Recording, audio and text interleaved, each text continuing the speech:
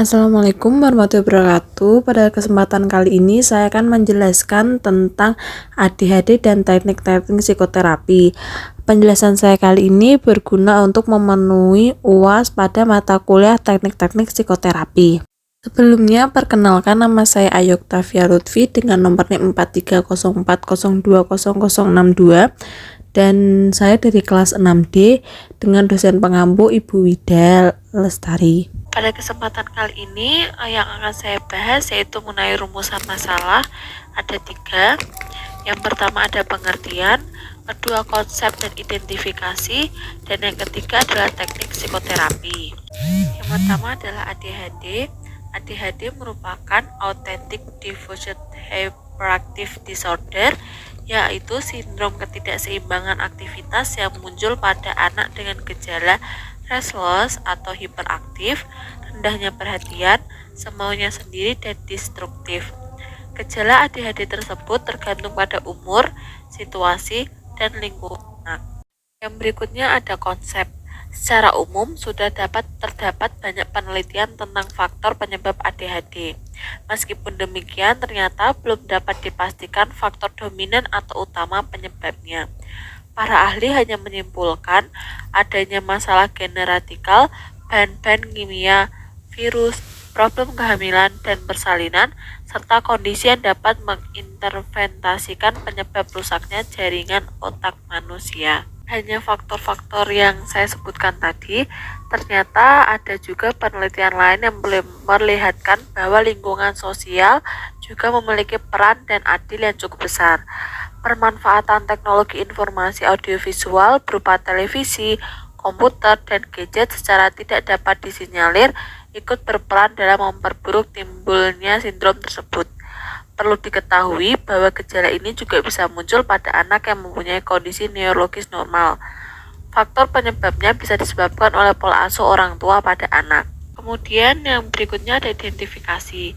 Diagnosa gejala ADHD sangat beragam. Tidak ada jenis tes yang pasti untuk melakukan gejala apakah anak tersebut mengidap ADHD atau tidak. Namun, ADHD tergantung pada umur, situasi, dan lingkungan anak.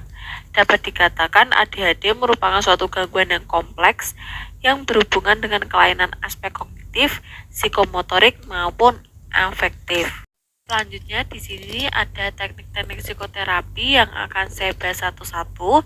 Yang pertama ada teknik pendekatan perilaku, pendekatan farmakologi, dan pendekatan multimodal yaitu antara perilaku dan farmakologi, dan yang terakhir adalah teknik psikoterapi Islam. Yang pertama saya akan menjelaskan tentang pendekatan perilaku. Pada pendekatan perilaku merupakan satu set luas investasi tertentu yang memiliki tujuan bersama memodifikasi lingkungan fisik dan sosial untuk mengubah perilaku. Teknik ini jenis perilaku meliputi pelatihan perilaku wali murid serta pendidik, program simastis manajemen kognisinya, terapi perilaku klinis, dan pengobatan kognitif perilaku. Secara umum, pendekatan ini dirancang untuk menggunakan strategi pengajaran dan penguatan langsung untuk perilaku positif dan konsekuensi bagi perilaku yang tidak pantas. Penggunaan strategi perilaku memegang janji tetapi juga menyajikan beberapa keterbatasan. Hasil penelitian tentang efektivitas teknik perilaku yang dicampur. Sementara studi membandingkan perilaku anak selama periode dan mematikan terapi perilaku menunjukkan efektivitas terapi perilaku. Sulit untuk mengisolasikan efektivitasnya. Terapi perilaku ini telah ditemukan efektif hanya jika diimplementasikan dan dipeliharakan. Memang, strategi perilaku ini sulit untuk menerapkan secara konsisten di semua pengaturan yang diperlukan untuk itu menjadi maksimal dan efektif.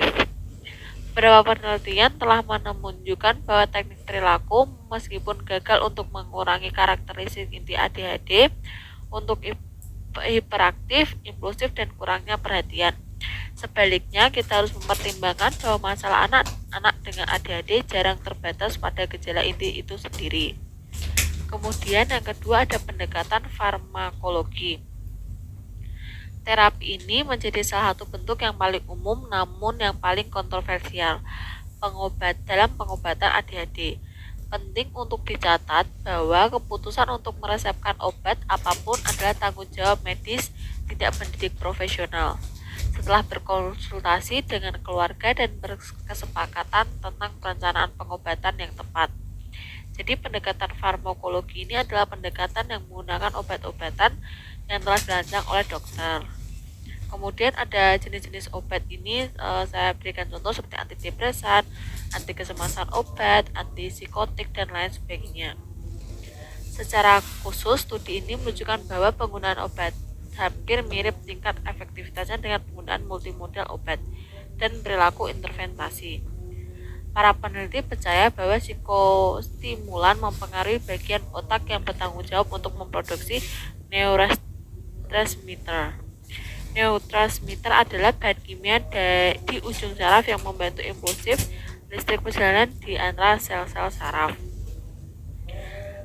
Meskipun efek positif dari obat perangsang adalah langsung, semua obat memiliki efek samping. Penyesuaian dosis obat dapat mengurangi beberapa efek sampingnya. Beberapa efek samping yang umum termasuk insomnia, gugup, sakit kepala, dan penurunan berat badan.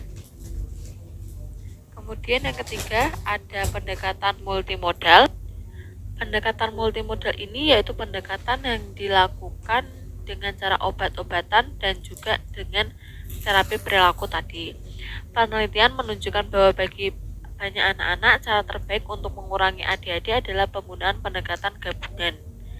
Ini juga ada beberapa studi yang tentang pengobatan ini seperti studi terbaru oleh NIMH, pengobatan studi multimodal anak-anak dengan ADHD adalah studi berkepanjangan yang paling menyeluruh dari efek investasi ADHD. Studi ini diikuti 579 anak berusia 7 dan 10 tahun di 6 lokasi nasional dan di Kanada. Para peneliti membandingkan efek dari 4 interpretasi obat yang diberikan para peneliti, investasi perilaku, dan kombinasi, serta tidak ada investasi perawatan masyarakat.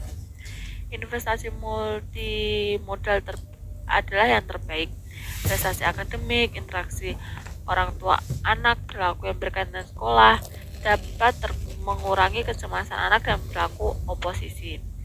Dari keempat investasi diselidiki, para peneliti menunjukkan bahwa gabungan obat dan perilaku dan pekerjaan perawatan obat secara signifikan lebih baik daripada terapi sendiri pada perilaku dan ataupun kebutuhan masyarakat untuk mengurangi ADHD.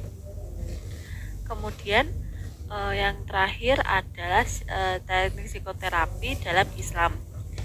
Nah, di teknik psikoterapi dalam Islam ini ada beberapa cara seperti ada terapi desensitasi melalui proses pembayangan atau relaksasi, terapi sholat secara khusus, meditasi, kemudian terapi autosugnes melalui doa dalam sholat dengan memberikan sugesti terhadap diri untuk berbuat baik, dan yang keempat adalah terapi aspek kebersamaan melalui sholat berjamaah. Terakhir, terapi murotal yang bersifat menenangkan untuk para penderita ADHD. Itu saja pemaparan yang dapat saya sampaikan pada kesempatan kali ini. Mohon maaf jika suara saya mungkin tidak begitu jelas atau ada kurang enak didengar karena sedang flu. Sekian yang dapat saya sampaikan. Jika ada salah itu merupakan dari saya, dan jika ada kelebihan itu merupakan dari Allah Subhanahu wa Ta'ala. Sekian, wassalamualaikum warahmatullahi wabarakatuh.